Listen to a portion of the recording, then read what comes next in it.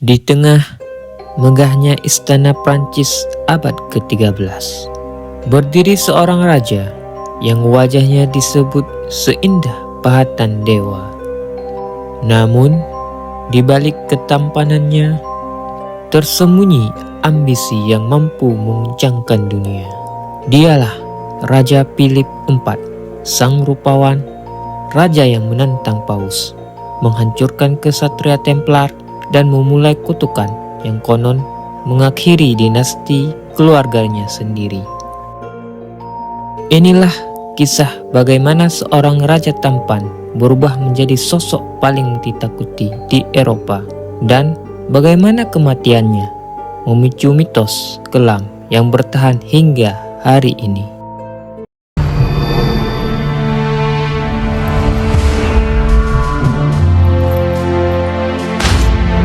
Levons-nous pour conquérir des territoires et franchir les obstacles. Avec le roi de fer à vos côtés, votre royaume atteindra l'apogée de sa puissance. Sebelum kita masuk lebih dalam ke pembahasan utama, jangan lupa untuk menekan tombol like and subscribe agar kalian tidak tertinggal kisah-kisah sejarah menarik berikutnya.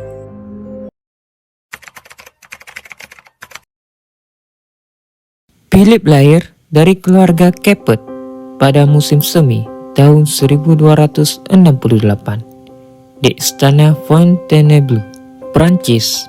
Pangeran itu dijuluki si tampan atau dengan sebutan Lebel, dan dengan julukan saat dewasa yaitu si Raja Besi. Ayahnya adalah seorang Raja Philip III dari Prancis, berkuasa 1270 sampai 1285, dan ibunya adalah Isabella dari Aragon. Kehidupan awal Philip cukup bergejolak. Pada tahun 1270, kakeknya Raja Louis IX meninggal saat ikut serta dalam perang salib, dan ayahnya menjadi raja. Pada Januari 1271, ketika Philip belum genap berusia 3 tahun, ibunya meninggal saat menunggang kuda, dan ia sedang mengandung anak kelimanya. Hanya beberapa bulan kemudian, salah satu adiknya, laki-laki Philip, yaitu Robert, meninggal dunia pada tanggal 15 Agustus tahun yang sama, dan ayah Philip secara resmi dinobatkan sebagai Raja Philip III dari Prancis, dan tempatnya di Reims. Dan ia menikah 6 hari kemudian. Pada Mei 1276, kakak laki-laki Philip, Louis, pewaris tahta, meninggal dunia. Hal ini kemudian menjadi Philip sebagai pewaris tahta Prancis. Sebuah desas-desus beredar bahwa ibu tiri Philip dan Louis, yaitu Mary, telah meracuni Louis karena ia baru saja melahirkan putranya sendiri yang berpotensi menjadi raja. Pada tanggal 16 Agustus 1284, di usia 16 tahun, Philip menikahi Joan I dari Navarre, sebuah pernikahan yang berlangsung hingga kematiannya pada tahun 1305. Pasangan ini dikenal sangat setia satu sama lain, dan Philip menolak untuk menikah lagi setelah kematian istrinya, bahkan untuk imbalan politik dan finansial yang menggiurkan.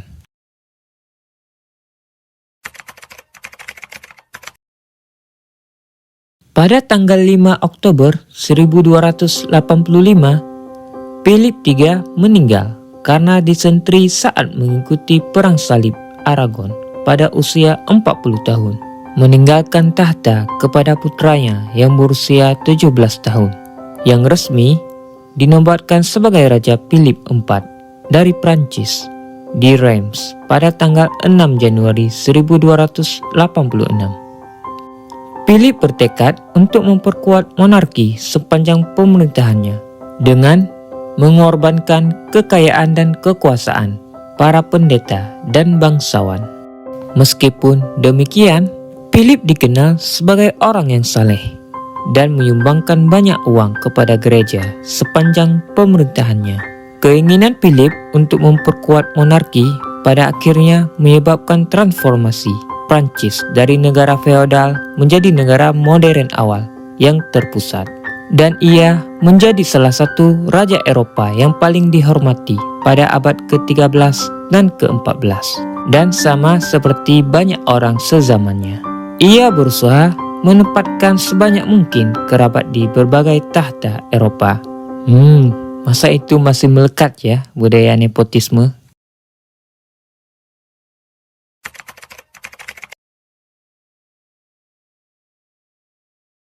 Sebagai adipati Aquitaine, Raja Edward I dari Inggris seharusnya memberi penghormatan kepada Philip. Tetapi setelah tentara salib kehilangan Acre pada tahun 1291, kedua raja mulai menunjukkan permusuhan satu sama lain.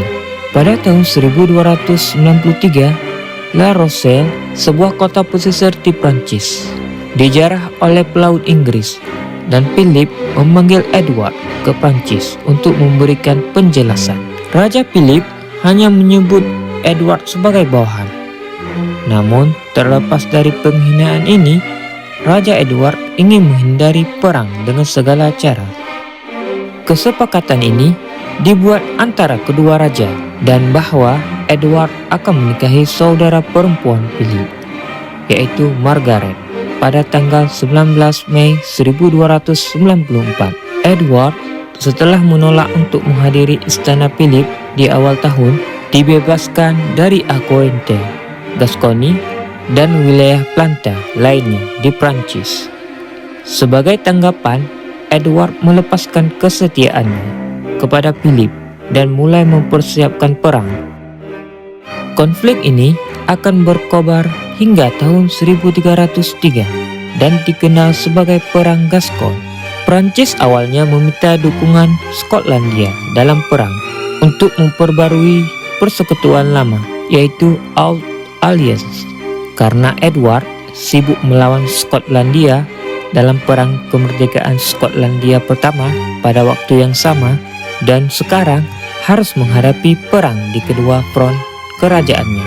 Namun, Prancis tidak hanya berperang dalam satu pertempuran. Edward membantu kerajaan Flanders dalam perang mereka melawan Prancis, sehingga Prancis akhirnya berperang di dua front. Perang Gascon bisa dibilang penghinaan terbesar bagi Philip sebagai Raja Prancis. Perang ini tidak hanya menelan ribuan korban jiwa dan keuangan sangat mahal, tetapi Philip juga keluar dari perang tersebut dalam keadaan yang lebih buruk daripada Edward. Kekalahan Prancis dalam pertempuran Golden Spurs pada 11 Juli 1302 menjadi pukulan telak yang memaksa Philip untuk mengembalikan Aquitaine kepada Edward. Untuk mengesahkan kesepakatan di akhir perang, putri Philip, Isabella, dijodohkan dengan putra Edward, yang kemudian akan memerintahkan sebagai Raja Edward II dari Inggris. Pernikahan ini menghasilkan seorang pewaris, yaitu kelak akan menjadi Raja Edward III dari Inggris. Karenanya akan memiliki hak atas tahta Prancis melalui ibunya, siapa yang tahu pada saat itu bahwa keputusan perjodohan ini akhirnya akan menyebabkan salah satu konflik yang paling berdarah dalam sejarah Eropa, yaitu Perang 100 Tahun.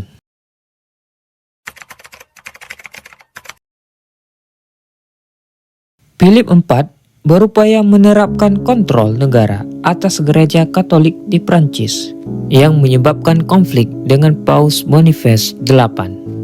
Paus Boniface adalah musuh bebuyutan Philip. Philip dikutuk oleh musuhnya, yaitu Paus Boniface VIII, di dalam gereja Katolik karena gaya hidupnya yang boros.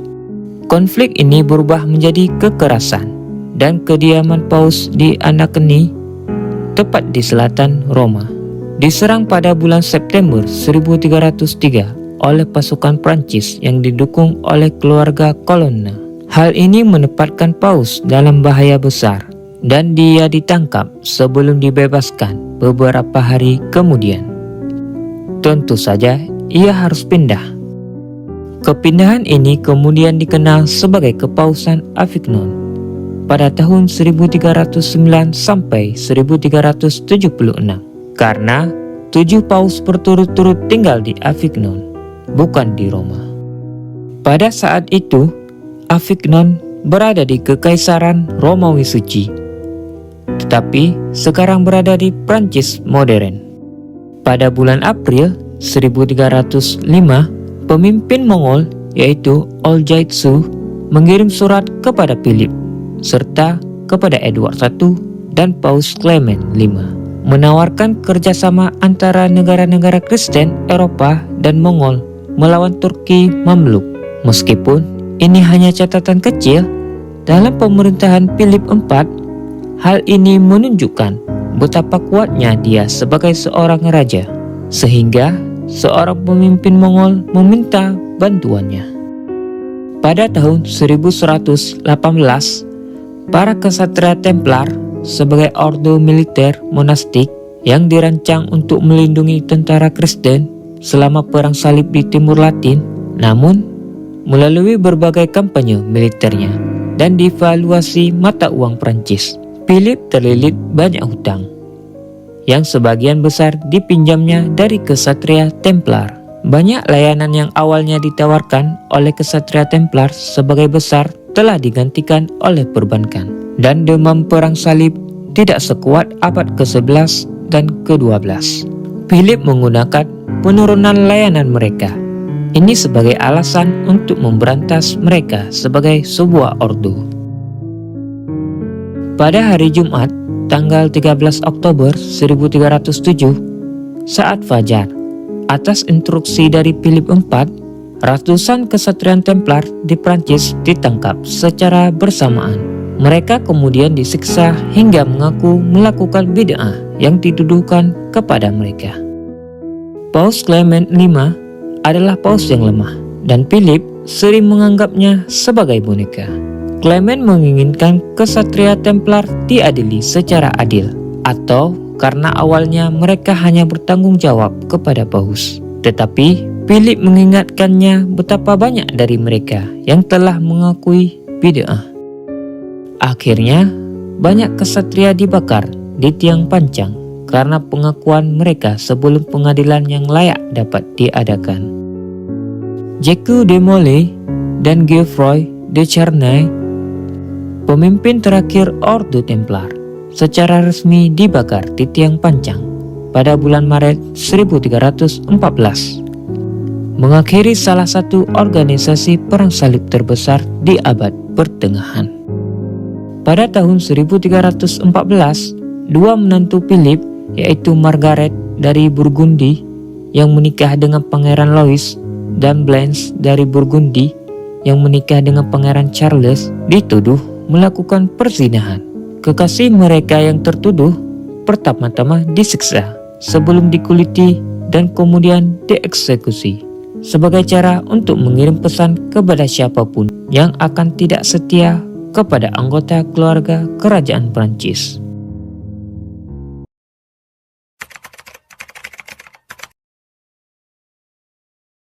Kemudian, pada tahun yang sama, Philip mengalami stroke saat berburu di hutan Halati. Stroke tersebut sangat menghambatnya, dan ia hanya bertahan hidup selama beberapa minggu. Ia meninggal pada usia 46 tahun di Fontainebleau. Ia digantikan oleh putra sulungnya, yaitu Louis, yang kemudian dinobatkan sebagai Raja Louis ke-10 dari Prancis.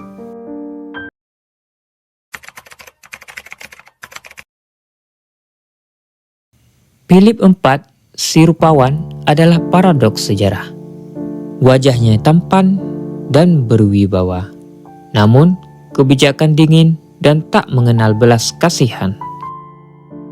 Ia bukan raja yang dikenang karena cinta rakyatnya, melainkan karena keberaniannya yang menentang paus, menghancurkan kesatria Templar dan membangun fondasi dengan Prancis yang kuat namun kejam. Di tangannya, mahkota menjadi alat kekuasaan mutlak. Gereja ditundukkan ordo legendaris dihancurkan, dan hukum dipakai sebagai senjata politik.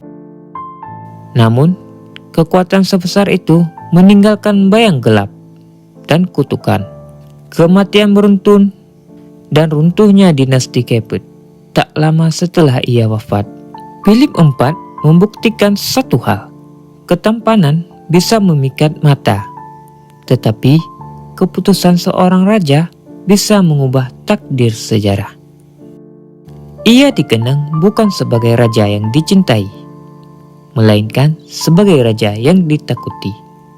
Dan justru karena itulah namanya abadi.